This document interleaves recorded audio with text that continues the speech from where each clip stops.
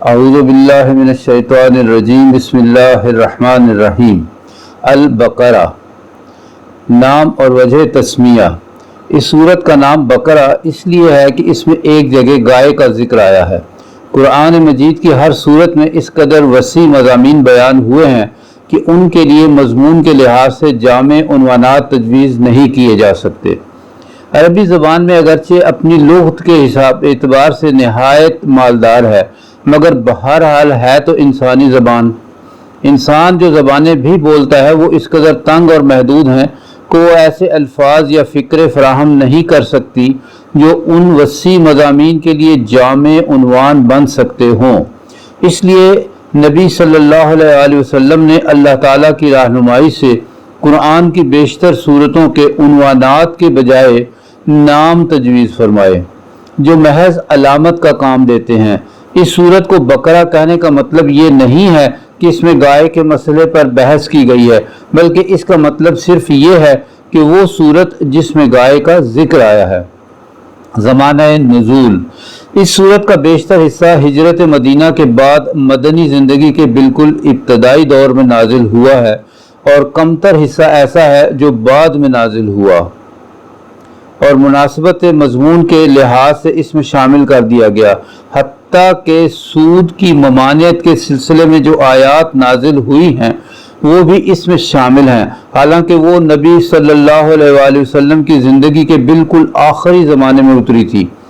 سورت کا خاتمہ جن آیات پر ہوا ہے وہ ہجرت سے پہلے مکے میں نازل ہو چکی تھی، مگر مضمون کی مناسبت سے ان کو بھی اسی صورت میں ضم کر دیا گیا ہے۔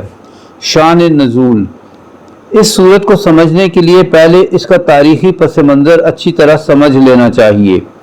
نمبر 1، ہجرت سے قبل جب تک مکے میں اسلام کی دعوت دی جاتی رہی، خطاب بیشتر مشرکین عرب سے تھا، جن کے لیے اسلام کی آواز ایک نئی اور غیر مانوس آواز تھی۔ اب ہجرت کے بعد سابقہ یہودیوں سے پیش آیا، جن کی بستیاں مدینے سے بالکل متصل ہی واقع تھی۔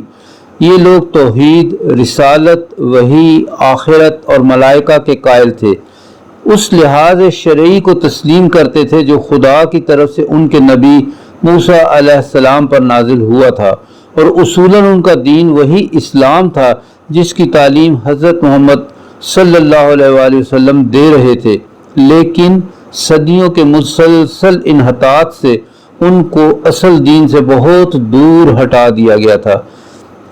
اس وقت حضرت موسیٰ علیہ السلام کو گزرے ہوئے تقریباً 19 صدیاں گزر چکی تھی۔ اسرائیلی تاریخ کے حساب سے حضرت موسیٰ نے 1272 قبل مسیح میں وفات پائی، اور نبی صلی اللہ علیہ وآلہ وسلم 610 بعد مسیح بے منصب نبوت پر سرفراز ہوئے۔ ان کے عقائد میں بہت سے غیر اسلامی عناصر کی آمیزش ہو گئی تھی، جن کے لیے تورات میں کوئی سند موجود نہ تھی۔ ان کی عملی زندگی میں بکثرت ایسے رسوم اور طریقے رواج پا گئے تھے جو اصل دین میں نہ تھے، اور جن کے لیے تورات میں کوئی ثبوت نہ تھا۔ خود تورات تو انہوں نے انسانی کلام کے اندر خلط ملط کر دیا تھا، اور خدا کا کلام جس حد تک لفظاً یا معناً محفوظ تھا وہ بھی انہوں نے اپنی من مانی تعویلوں اور تفسیروں سے مسخ کر رکھا تھا۔ دین کی حقیقی روح ان میں سے نکل چکی تھی، اور ظاہری مذہبیت کا محض ایک بے جان ڈھانچہ باقی تھا جس کو وہ سینوں سے لگائے ہوئے تھے۔ ان کے علماء اور مشائخ، ان کے سرداران قوم اور ان کے عوام، سب کی اعتقادی، اخلاقی اور عملی حالت بگڑ گئی تھی۔ اپنے اس بگاڑ سے ان کو ایسی محبت تھی کہ وہ کسی اصلاح کو قبول کرنے پر تیار نہ ہوتے تھے۔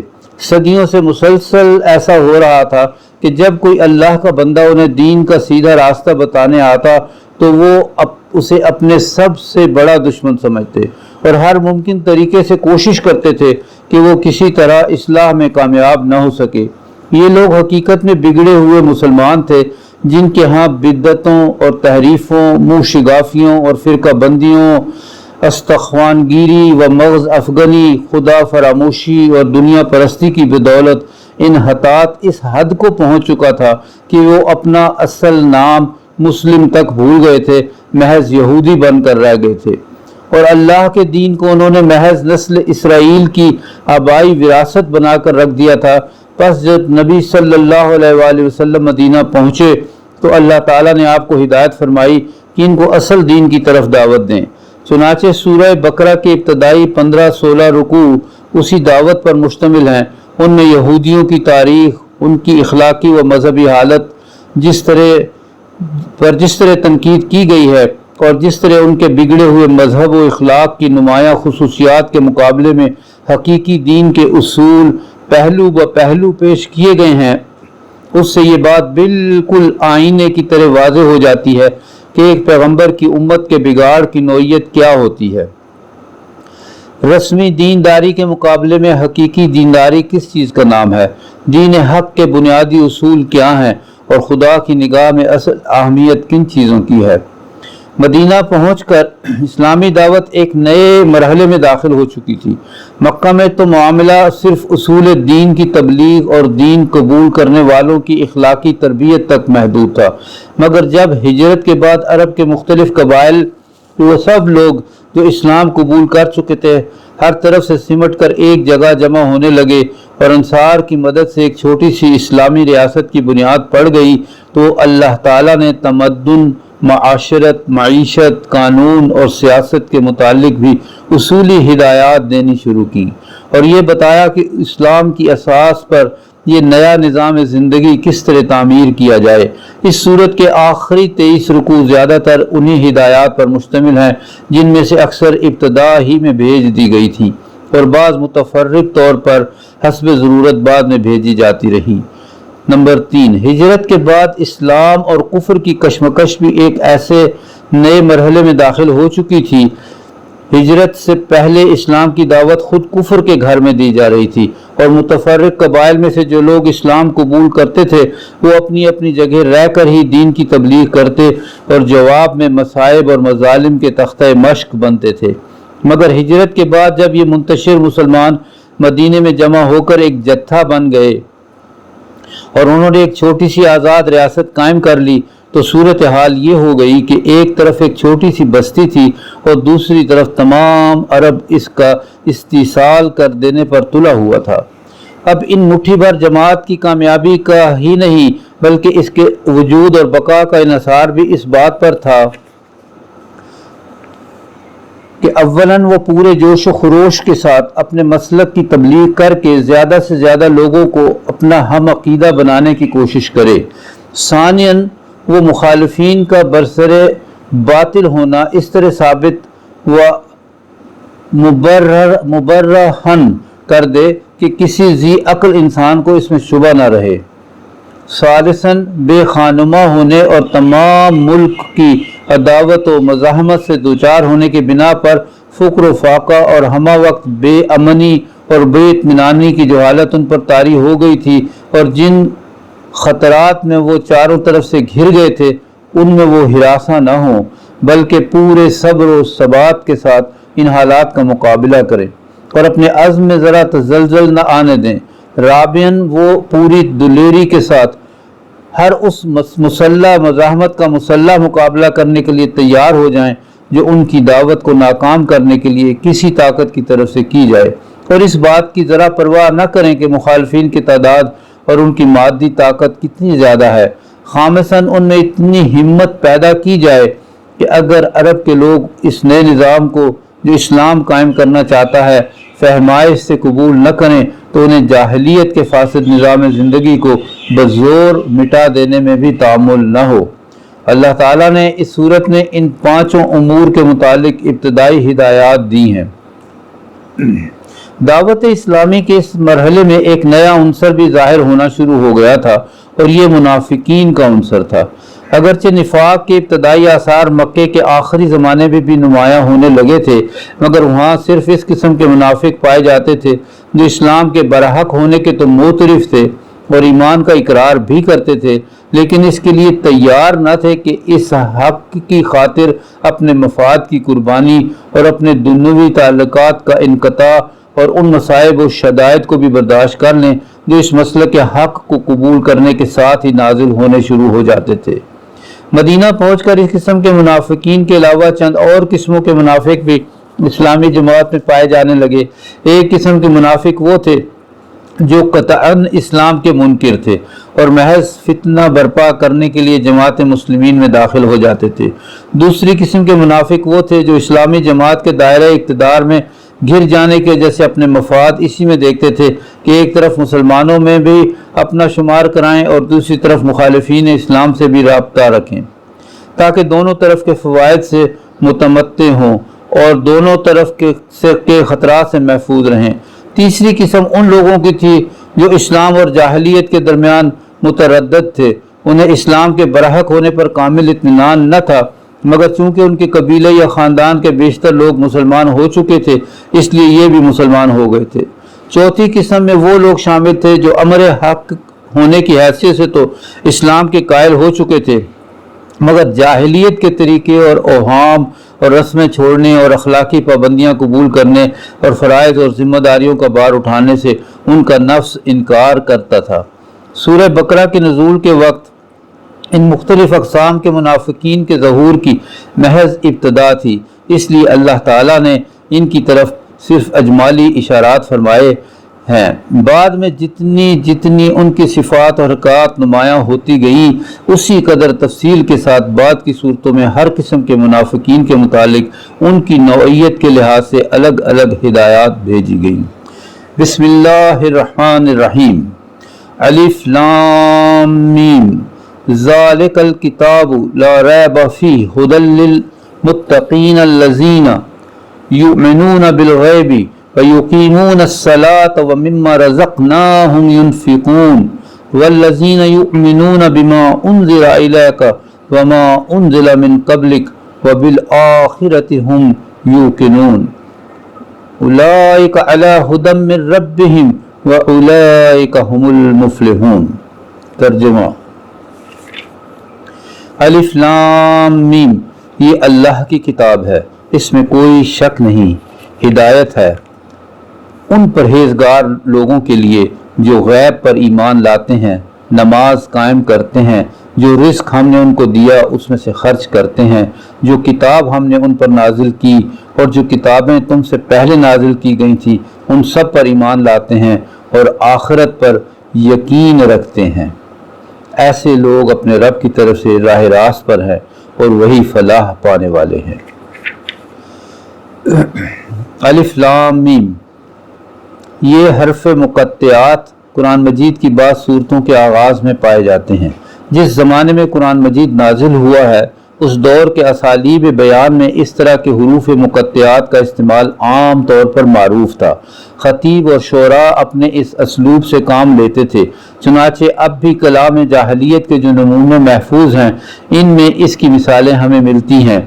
इस इस्तेमाल आम की वजह से ये मुक़त्तिआत कोई चीज़ता न थे जिसको बोलने वाले के सिवा कोई न समझता हो, बल्कि सामीन बिलअमूम जानते थे कि इनसे मुराद क्या है। यही वजह है कि कुरान के ख़िलाफ़ नबी सल्लल्लाहु अलैहि वसल्लम हम असर मुखालिफिन में से किसी ने भी ये एतराज़ कभी न किया कि ये बेमानी हुरूफ कैसे हैं जो तुम बाद सूरतों की इब्तिदा में बोलते हो, और यही वजह है कि सहाबा कराम से भी ऐसी कोई रिवायत मनकूल नहीं है कि उन्होंने नबी सल्लल्लाहु अलैहि वसल्लम से इनके मानी पूछे हों। बाद में ये असलूब अरबी ज़बान में मतरूक होता चला गया और इस बिना पर मुफस्सिरीन के लिए इनके मानी मुतय्यन करना मुश्किल हो गया, लेकिन ये ज़ाहिर है कि ना तो इन हुरूफ का मफ़हूम समझने पर कुरान से हिदायत हासिल करने का इन्हिसार है और ना यही बात है कि अगर कोई शख्स इनके मानी न जानेगा तो इसके राह रास्त पाने में कोई नक्स रह जाएगा। लिहाजा एक आम नाज़िर के लिए कुछ ज़रूरी नहीं कि वो उनकी तहकीक में सरगर्दां हो। ये अल्लाह की किताब है, इसमें कोई शक नहीं। इसका सीधा साधा सा मतलब तो ये है कि बेशक ये अल्लाह की किताब है, मगर एक मतलब ये भी हो सकता है कि ये ऐसी किताब है जिसमें कोई शक की बात नहीं है। दुनिया में जितनी किताबें उमूर मा बादुत तबीयत और हक़ाइक़ मा वराए इदराक से बहस करती हैं वो सब क़यास व गुमान पर मबनी है। इसलिए खुद उनके मुसन्निफ भी अपने बयानात के बारे में शक से पाक नहीं हो सकते, ख्वाह वो कितने ही यकीन का इजहार करें। लेकिन ये किताब ऐसी है जो सरासर इल्म हकीकत पर मबनी है। इसका मुसन्निफ वो है जो तमाम हकीकतों का इल्म रखता है, इसलिए फिल वाक़े इसमें शक के लिए कोई जगह नहीं। ये दूसरी बात है कि इंसान अपनी नादानी की बिना पर इसके बयानात में शक करें। हिदायत है उन परहेजगारों के लिए, यानी ये किताब है तो सरासर हिदायत और रहनुमाई, मगर इससे फ़ायदा उठाने के लिए ज़रूरी है कि आदमी में चंद सिफ़ात पाई जाती हों। इनमें से अव्वलीन सिफत तो ये है कि आदमी परहेजगार हो, भलाई और बुराई में तमीज़ करता हो, बुराई से बचना चाहता हो, भलाई का तालिब हो, इस पर अमल करने का ख्वाहिशमंद हो। रहे वो लोग जो दुनिया में जानवरों की तरह जीते हैं, जिन्हें कभी ये फ़िक्र लाहक ना होती हो कि वो जो कुछ कर रहे हैं वो सही भी है या नहीं, बस जिधर दुनिया चल रही है या जिधर ख्वाहिश नफ्स धकेल दे या जिधर कदम उठ जाएं उसी तरफ चल पड़ते हों, तो ऐसे लोगों के लिए कुरान में कोई रहनुमाई नहीं है। वो गैब पर ईमान लाते हैं। ये कुरान से फ़ायदा उठाने के लिए दूसरी शर्त है। गैब से मुराद वो हकीकतें हैं जो इंसान के हवास से पोशीदा हैं और कभी बराह रास्त आम इंसानों के तज्ज़िये और मुशाहिदे में नहीं आती। मसलन खुदा की ज़ात और सिफ़ात, मलाइका, वही, जन्नत, दोज़ख वगैरह। इन हकीकतों को बगैर देखे मानना और इस एतमाद से मानना कि नबी उनकी खबर दे रहा है, ईमान बिल गैब है। आयत का मतलब ये है कि जो शख्स गैर महसूस हकीकतों को मानने के लिए तैयार हो, सिर्फ वही कुरान की रहनुमाई से फ़ायदा उठा सकता है। रहा वो शख्स जो मानने के लिए देखने, चखने, सूंघने की शर्त लगाए, जो कहे कि मैं तो किसी ऐसी चीज़ को नहीं मान सकता जो नापी या तोली ना जा सकती हो, तो वो इस किताब से हिदायत नहीं पा सकता। जो रिस्क हमने उनको दिया है इसमें से खर्च करते हैं, ये तीसरी शर्त है। इसका मतलब है कि जो लोग सिर्फ मान कर बैठ जाने वाले हों वो कुरान से फ़ायदा नहीं उठा सकते। इसका फ़ायदा उठाने के लिए ज़रूरी है कि आदमी ईमान लाने के बाद फ़ौरन ही अमली इताअत के लिए आमादा हो जाए, और अमली इताअत की अव्वलीन अलामत और दायमी अलामत नमाज है। ईमान लाने पर चंद घंटे भी नहीं गुजरते कि मुअज्जन नमाज के लिए पुकारता है और उसी वक्त फैसला हो जाता है कि ईमान का दावा करने वाला इताअत के लिए भी तैयार है या नहीं। फिर ये मुअज्जन रोज़ाना 5 वक्त पुकारता रहता है, और जब भी इंसान उसकी पुकार पर लब्बैक ना कहे, उसी वक्त जाहिर हो जाता है कि मुद्दई ईमान इताअत से खारिज हो गया है। बस तर्क नमाज दरअसल तर्क इताअत है, और जाहिर बात है कि जो शख्स किसी की हिदायत पर कारबंद होने के लिए तैयार ही ना हो, उसके लिए हिदायत देना और न देना यकसां है।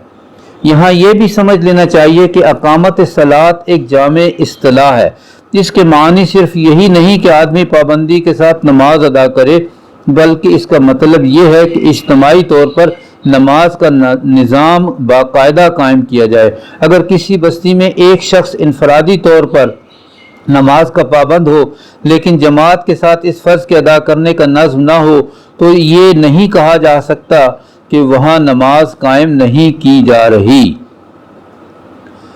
जो किताब तुम पर नाजिल की गई है और जो किताबें तुमसे पहले नाजिल की गई थी, उन सब पर ईमान लाते हैं। ये कुरान की रहनुमाई से फ़ायदा उठाने के लिए चौथी शर्त है।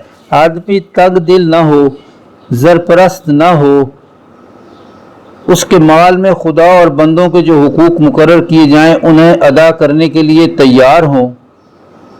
जिस चीज़ पर ईमान लाया उसकी खातिर माली कुर्बानी करने पर भी दरेग न करे, और आखिरत पर यकीन रखते हैं। ये 5वीं शर्त है कि आदमी उन तमाम किताबों को बरहक तस्लीम करे जो वही के ज़रिए से खुदा ने मोहम्मद सल्लल्लाहु अलैहि वसल्लम से पहले के अम्बिया पर मुख्तलिफ ज़मानों में और मुल्कों में नाजिल की।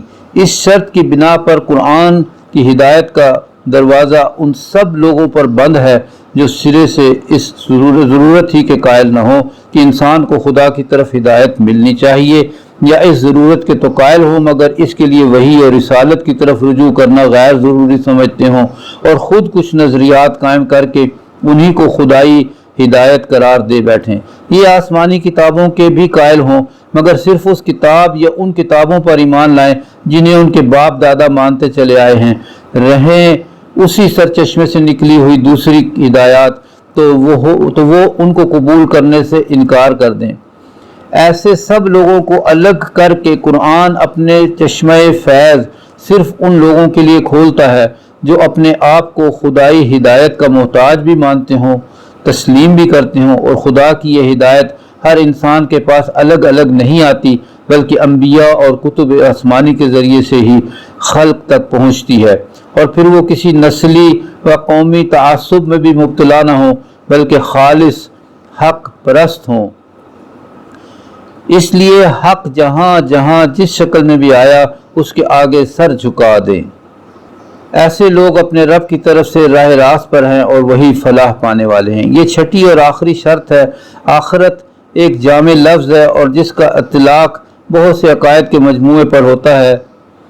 इसमें हस्ब ज़ैल अकायद शामिल हैं। ये कि इंसान इस दुनिया में गैर जिम्मेदार नहीं है बल्कि अपने तमाम आमाल के लिए खुदा के सामने जवाबदेह है। ये कि दुनिया का मौजूदा निज़ाम अबदी नहीं है बल्कि एक वक्त पर जिसे सिर्फ खुदा ही जानता है इसका ख़ात्मा हो जाएगा। ये कि इस आलम के ख़ात्मे के बाद खुदा एक दूसरा आलम बनाएगा और इसमें पूरी नौ इंसानी को जो इब्तदाई आफरीना से क़यामत तक ज़मीन पर पैदा हुई थी बैक वक्त दोबारा पैदा करेगा और सबको जमा करके उनके अमाल का हिसाब लेगा और उस हर एक को उसके किए का पूरा पूरा बदला देगा। सुभान रब्बिक रब्बिल इज़्ज़ति अम्मा यसिफून वस्सलामुन अलल मुरसलीन वल्हम्दुलिल्लाहि रब्बिल आलमीन।